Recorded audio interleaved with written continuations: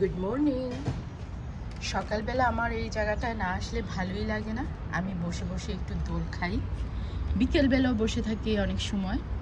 তারপরে আবার এই যে এটা যখন বাতাস হয় একটা খুব সুন্দর একটা সাউন্ড হয়, এখানে অনেকক্ষণ বসে থাকি। আর এই ফুল গাছটা তো মাশাআল্লাহ দেখতে অনেক ভালো লাগে। আগে আরও ছিল, এখন শীত চলে আসছে তো ফুল গাছগুলো সব নষ্ট হয়ে যাচ্ছে। তারপরে এই জায়গাটায় বসে থাকি, নাস্তা করি, চা খাই, আবার অনেক সময় দেখা যায় বসে বসে বই পড়ি।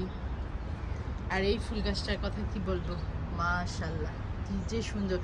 আরও সুন্দর ছিল, এখন তো মরে যাচ্ছে, বাট আগে আরও সুন্দর ছিল, আরও দেখতে ভালো লাগতো। এই যে আমার ছোট্ট লেবু গাছ, আমি তো এগুলাকে বলি যে আমার